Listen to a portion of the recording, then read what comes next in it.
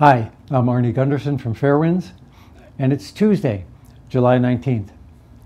Today I plan to talk about the condition of the reactors at Fukushima, and more importantly, the radiation that's been detected throughout Japan, not just on the site. And finally, I want to talk about a condition that the Japanese are beginning to call black rain. Well, the first thing is the condition of the site itself.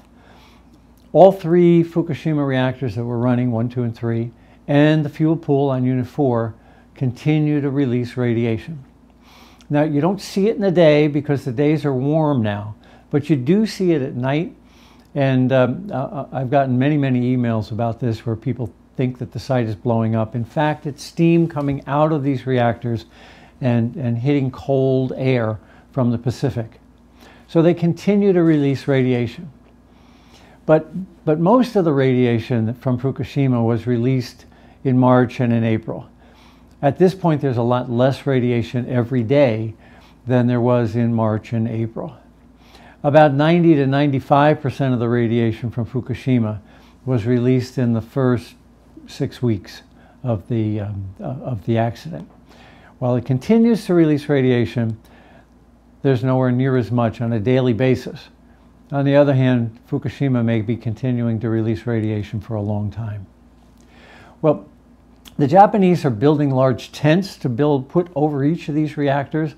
The first tent is in fabrication now, and it will cover reactor 1, and then they'll move to reactor 2 and reactor 3, and finally reactor 4. Those tents are designed to prevent the steam from getting out and to collect it as water and treat it. So beginning in September, most of the airborne radiation will be eliminated from Fukushima, at least from Unit 1.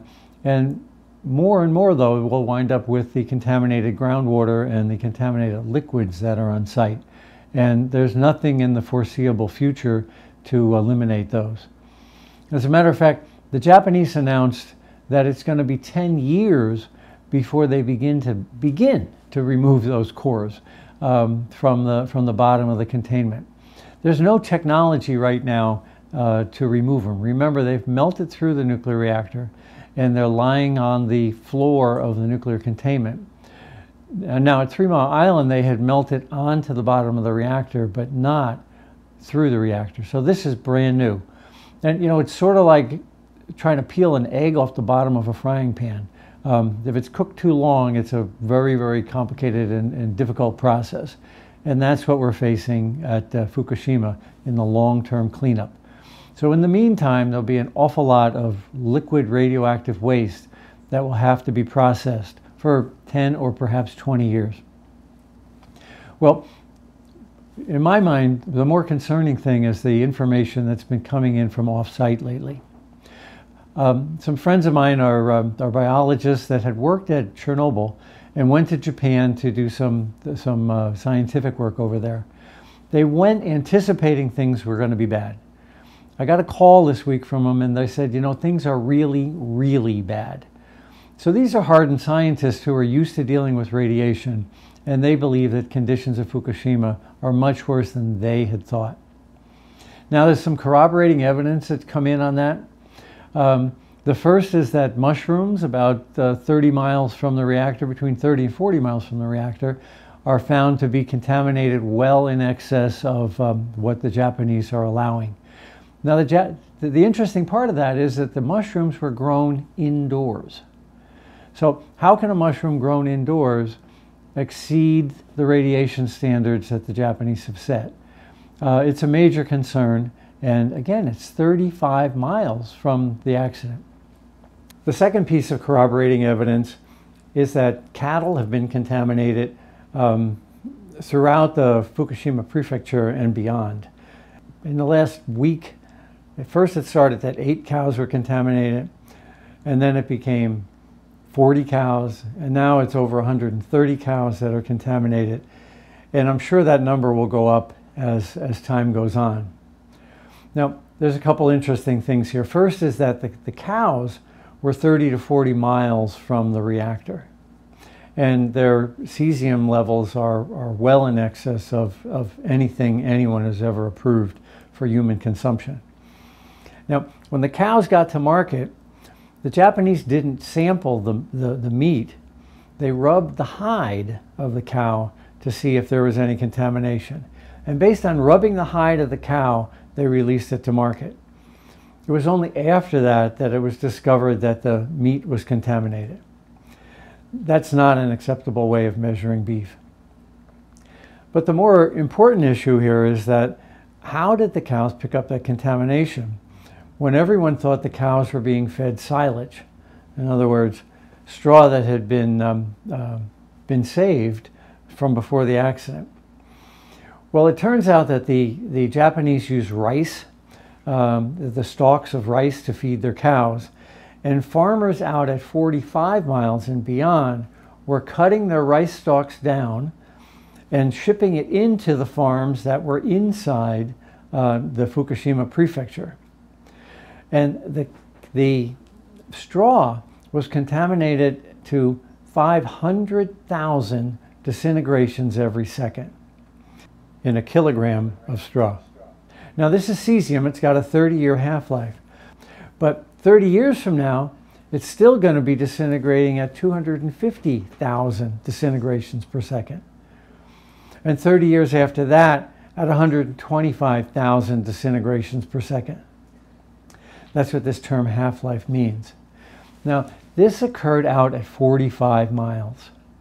You'll recall the Nuclear Regulatory Commission suggested evacuation out beyond 50 miles. And this appears to indicate that the NRC was right. The Japanese should have evacuated their population out beyond 50 miles and instead stopped at around 12 to 18 miles. Now, this contamination then has spread beyond the Fukushima Prefecture, yet the prefecture itself seems to be the only place that the Japanese are worried about this radioactive exposure. The last thing I'd like to talk about today is what happens outside the 50 miles that we've just been talking about. It's already pretty clear based on the radiation in the straw that we discovered that the radiation, even out as far as 50 miles, is as high in some areas as Chernobyl was. Well, what about further? Let's take a look at Tokyo, and I'm concerned there too. First, the sewage treatment plants in Tokyo have contaminated their sewage sludge. Now, normally that material is used in building construction material, but it's so radioactive it has to be stored outside under tarps until someone can figure out a way to get rid of it. The second thing is, a Japanese gentleman sent me a lab report. This person took it into their own hands to pay for a lab to analyze data on the street near a playground in Tokyo. Here's the lab report. It shows that there's 53,000 disintegrations per second in a kilogram, about 2.2 pounds of material on the side of a street near a playground in Tokyo. Now, this person was so concerned that they went to the mayor of that town, and the mayor said, "I'm not worried about it." Here's a citizen with his own money, paid for a lab report, and could get nowhere with his local government. Well, there's another piece of data, and that comes out of the National Cancer Center Hospital near Tokyo as well. It's been on their website since a couple days after the accident. The report shows that on March 24th, that's 9 days after the accident, the radioactive background outside the hospital was 30 times higher than the radioactive background inside the hospital.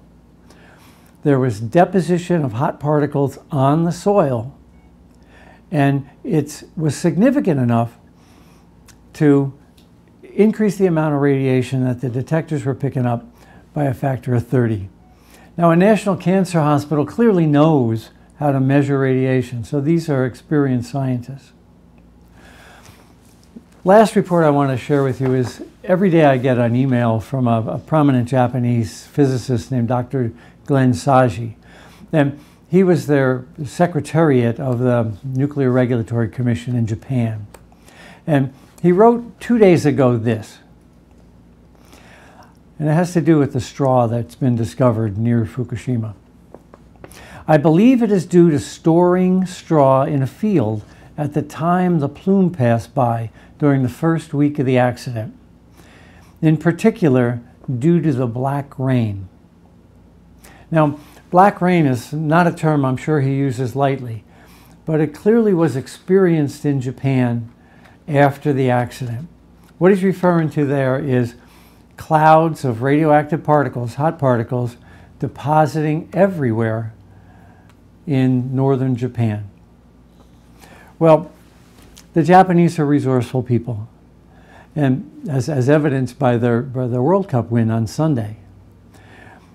But they need to know the magnitude of the problem they're facing in order to handle it correctly. Rather than limit the information, it's important that they limit the radiation. Well, thank you very much, and I'll get back to you.